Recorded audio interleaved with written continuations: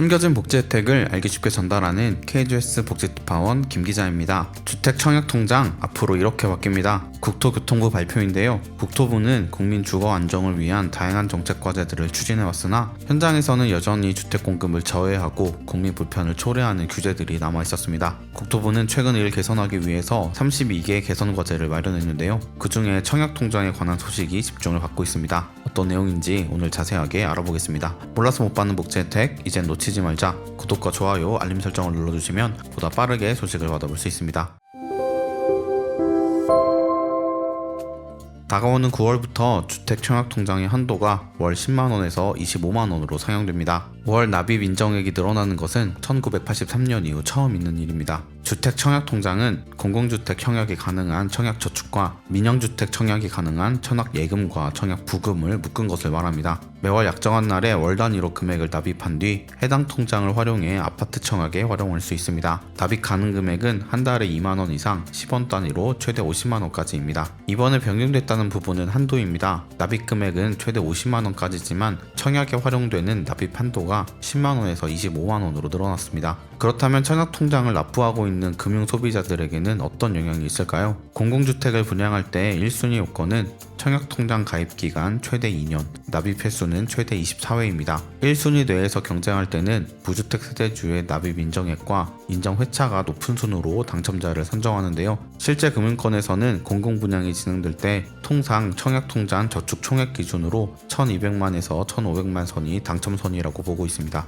매월 10만원씩 10년 이상 납입해야 당첨선에 근접할 수 있는 최소 조건이 된다는 것이죠. 하지만 이번에 납부 한도가 늘어나면서 당첨선 또한 상향될 가능성이 높습니다. 다시 말하면 공공주택 당첨을 위한 청약 경쟁에서 앞으로 매달 25만원씩 납입하는 게 유리하다는 이야기입니다. 따라서 월 소득이 높아 청약을 더 많이 볼 수 있는 무주택 청년층이 청약시장에서 좀 더 유리해질 것이라는 분석이 나옵니다. 안타깝게도 소득이 낮아 25만원을 채워넣기 힘든 사람들은 상대적으로 청약시장에서 불리해질 수 있다는 의미입니다. 청약통장의 변경점은 이것만 있는 것이 아닌데요. 여기에 정부는 한도 상향과 함께 소득공제 한도를 240만원에서 300만원으로 늘렸습니다. 총급여 7천만원 이하인 무주택 가구주는 올해부터 연간 300만원 한도로 청약통장 연간 납입액의 40%를 소득공제받을 수 있습니다. 청약통장에 매달 25만원을 저축하면 최대 한도로 소득공제를 받을 수 있게 된 셈입니다. 정부의 이런 정책 변화는 청약통장을 연말정산이나 고금리 적금으로 활용하는 이들을 끌어들임으로써 몇 년 새 줄어든 주택도시기금을 확충하고자 하는 조치라고 볼 수 있습니다. 실제로 청약통장 가입자는 줄어들고 있고 주택도시기금, 신생아 특례대출,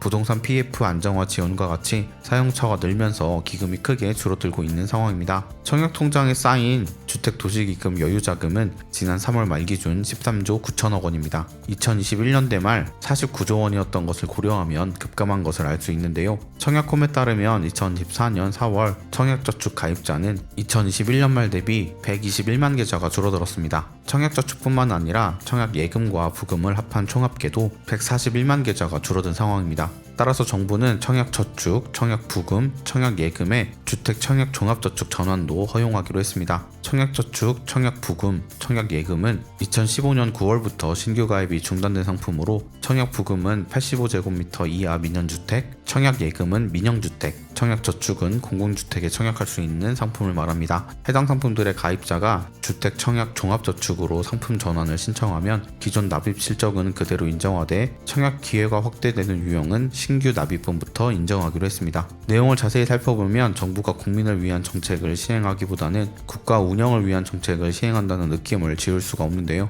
국민도 국가도 위기 상황이라는 것을 알 수 있는 것 같습니다. 국토부에서 발표한 부동산 정책은 이것만 있는 것이 아닙니다. 공공분양주택인 뉴홈 나눔형은 수분양자가 거주 의무기간 5년을 채우면 그 이후부터 개인 간에도 거래할 수 있도록 했습니다. 지금까지는 수분양자가 시세 70% 이하의 저렴한 가격으로 분양받은 뒤 주택처분은 실제 시세 차익이 아닌 감정가 차익의 70% 귀속 조건으로 한국토지주택공사에 공공 환매하는 것만 가능했는데요. 앞으로 이것이 개인 간 거래도 가능하게 되면서 침체한 부동산 시장을 살리겠다는 것입니다. 정부는 이 밖에도 공유형 주거시설인 기숙사형 매입 임대주택 공급 대상을 청년층에서 고령자까지 확대한다는 방침입니다. 청년 위주로 진행되었던 주거정책을 노인층까지 늘리겠다는 것인데요. 더불어 지방자치단체가 지역사회의 저출생, 고령화에 대응할 목적으로 특별 공급 물량을 배정하도록 했습니다. 특별공급은 전체 분양 물량의 10% 이내지만 시 도지사가 승인하면 10%를 넘기는 것도 가능한 상황입니다. 이러한 변경에도 불구하고 시들해진 반응은 돌아올 생각을 하지 않는데요. 청약통장에 넣는 돈이 2배 이상 늘어났지만 국민들에게 돌아오는 이득은 크게 변경된 점이 없어서 청약통장을 하지 않겠다고 말하는 국민들이 있을 정도입니다. 일각에서는 결국 부자들만 더 집을 가지게 되는 정책으로 간다며 정부를 향해 날선 비판을 하고 있는데요.